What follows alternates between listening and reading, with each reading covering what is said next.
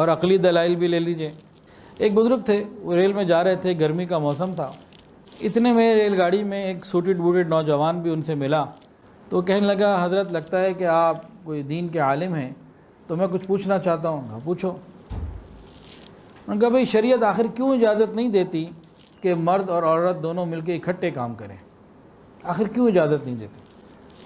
انہوں نے قرآن و حدیث کی روشنی میں کئی باتیں کی، لیکن اسے سمجھ نہیں آئی۔ کہنے لگا جی عقل سے سمجھائیں، کوئی اور دلیل دیں، یہ نہیں، میری سمجھ میں نہیں آ رہا۔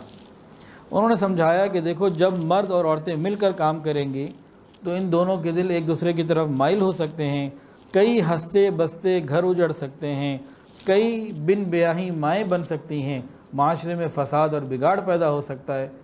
تو ان عقلی باتوں کا جواب اس شریعت کو تو اس نے کہا جی اور بتائیں جی۔ جب یہ عقلی دلائل دیے، کہنے لگے جی یہ تو کوئی ایسی بات نہیں ہے، انسان اگر اپنی طبیعت پر کنٹرول رکھے اور ٹھیک رہے تو ٹھیک ہے، مرد عورتیں مل کے کام کریں، بے پردہ رہے تو کیا فرق پڑتا ہے، انسان کو چاہیے کہ اپنی طبیعت پہ کنٹرول رکھے۔ تو حضرت نے جب بات یہ دیکھی تو خاموش ہو گئے۔ پھر ان کے پاس لیمو بھی تھے اور پانی بھی انہوں نے نکالا، تھرموس تھا، ٹھنڈا پانی نکالا، اس میں لیمو نچوڑا، سکنج بین بنائی اور پینے لگے۔ اس نوجوان کو دیکھا تو وہ بھی اتنا للچائی ہوئی نظروں سے سکنج بین کو دیکھ رہا تھا۔ پوچھا بھی کیا دیکھ رہے ہو اس کو؟ حضرت اتنی گرمی ہے، پیاس لگی ہوئی ہے اور آپ نے اتنا مزید کی جناب سکنج بین بنائی ہے، تو دل تو پھر للچاتا ہی ہے نا، طبیعت تو مائل ہوتی ہے۔ انہوں نے کہا تمہاری اس طبیعت کے کنٹرول کرنے کے مسئلے کا کیا بنا؟ طبیعت کنٹرول کر کے بیٹھے رہو، گرمی بھی ہے، پیاس بھی ہے اور سامنے سکنج بین تمہیں ٹھنڈی نظر آ رہی ہے، اب طبیعت کنٹرول کر کے بیٹھے رہو، مت ادھر رغبت کرو۔ یہ فطرتاً طبیعت آ رہی ہے نا، تو بالکل اسی طرح جب محرم اور غیر محرم مل کے بے پردہ ہو کے ایک دوسرے کے ساتھ کام کریں گے تو پھر انسان کی فطرت ہی ہے جو اس کو ایک دوسرے کے قریب کرے گی اور معاشرے کے اندر فساد مچ جائے گا۔ وہ نوجوان تو خاموش ہو گیا اور اس نے بات کو مان لیا۔ اللہ کرے آج بھی کسی نوجوان کو اس واقعے سے فائدہ ہو جائے۔ اگر کسی شخص کے ذمہ ایک ڈیوٹی لگائی جائے کہ جناب یہ آپ 10 لاکھ روپے لیں اور فلانی جگہ جا کے کئی کلومیٹر دور جا کے دے آئیں، تو اس کی پہلی خواہش تو ہوگی کہ بھئی آپ آن لائن ٹرانسفر کر دیں، کیوں مجھے پیسے دیتے ہیں، میں کتنی دور لے کے جاؤں، خطرہ نہ کوئی ہو، کہ نہیں آپ کو کیری کر کے لے کے جانا ہے، آن لائن نہیں بھیجیں گے۔